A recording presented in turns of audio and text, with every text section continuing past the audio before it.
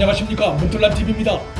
그간 정의연 관계자로만 알려져 있던 마포쉼터 소장이었던 손영민 씨의 연락 구조를 최초로 당국에 신고한 인물은 윤미향의 국회 보좌진 중에 한 명인 것으로 드러났습니다. 이 보좌진 A씨는 신원이 확인되지 않은 남자 동료 한 명과 지난 6일 오후 손 씨의 파주집까지 찾아갔다가 문을 두드려도 반응이 없자 당국에 신고한 것으로 드러났습니다. 이때가 6일 오후 10시 35분께였고 신고를 받은 경찰과 소방당국이 아파트 4층 출입문을 열고 들어가 화장실에서 숨진 손 씨를 발견한 것은 이날 오후 10시 55분쯤이었으니까 신고 접수 후 20분 만이었습니다. 그런데 이와 관련해 몇 가지 의문스러운 점들이 발견되고 있습니다. 우선 보좌진이 파주 집까지 찾아갔다는 것이 심상치 않아 보입니다. 연락이 안 된다고 국회 보좌진이 파주까지 당일 곧바로 찾아간다는 것은 말처럼 쉬운 일은 아닙니다. 보좌진 A씨가 개인적 판단으로 숨진 손 씨에게 연락을 취하고 행동했을 수도 있지만 그보다는 윤미향의 지시를 받고 손 씨의 파주집까지 찾아갔을 개연성이 더 크다고 봐야 합니다. 의원 보좌진은 의원과 잠자고 밥 먹는 시간을 빼놓고는 거의 한 몸처럼 움직이는 존재라는 점에서 그 가능성이 큽니다.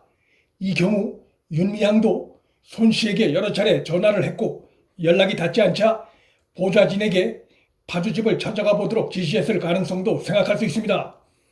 손 씨 죽음이 확인된 시각 즈음에 윤미향이 손 씨 관련 글을 자신의 페이스북에 올렸다가 내렸다는 사실도 그 가능성을 포함해 6일 밤에 벌어진 상황을 잘 보여주는 정황이라 할 수 있습니다.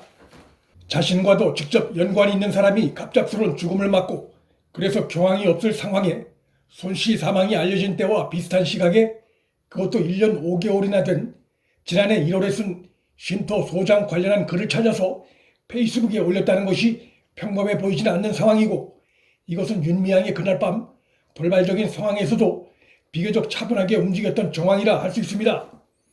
이러한 상황들은 아직 단정을 할 수는 없지만 윤미향과 손 씨 사이에서 최근 불거진 정의연 윤미향 사태 관련해 많은 이야기가 오갔을 가능성도 유추해 볼 수 있다는 점에서 가볍게 지나칠 수는 없습니다.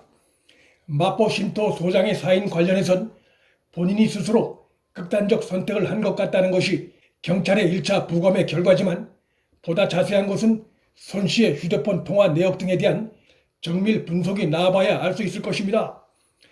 손 씨로 하여금 극단적 선택에 이르게 한 다른 외부적 요인이 있었는지 여부는 부검만으로는 한계가 있고 휴대폰이나 그가 사용하던 컴퓨터 등에 대한 정밀 분석이 나와야 어느 정도 파악이 가능할 것입니다.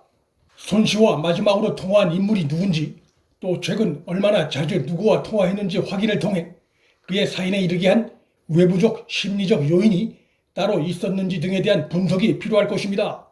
만일 휴대폰에 문자 메시지가 남아있거나 손 씨가 사용하던 컴퓨터에 유의미한 자료가 남아있다면 수사의 속도는 더욱 빨라질 수 있습니다. 또한 그 자료들 중에 윤미향과 손 씨가 지난 2017년 이순덕 할머니 사망 당시 손 씨 명의로 개설한 조의금 계좌 관련한 대화가 오간 것이 발견된다면 이번 사태는 엄청난 파장을 불러일으킬 수 있습니다.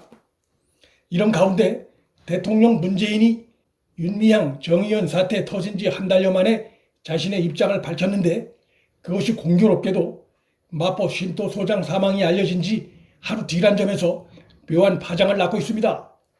윤미향 사태 터진 후 여권 지도부의 윤미향 감싸기로 국민 여론이 좋지 않고 문재인과 민주당 지지율이 조금씩 하락세를 보이고 있는 가운데 쉼터 소장의 극단적 선택마저 터지자 조국 사태를 한번 겪은 바 있는 문재인으로선 위기의식을 느꼈을 수 있고 그래서 여론 전환을 노린 대국민 입장 발표를 했을 가능성도 배제하기 어렵습니다.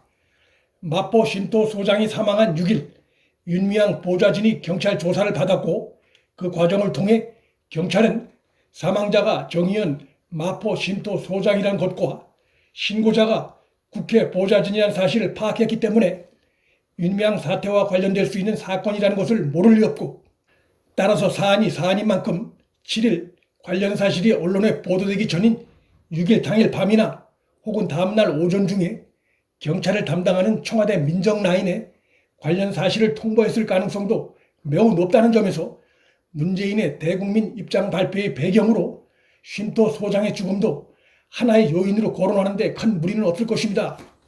문재인은 8일 수석 보좌관 회의에서 위안부 운동 역사에서 이용수 할머니의 기여를 높이 평가하면서도 이용수 할머니가 크게 문제 삼고 있는 윤미향과 정의연의 운동 방식과 기부금 부실 운영 문제점에 대해선 직접적인 언급을 하지 않았습니다.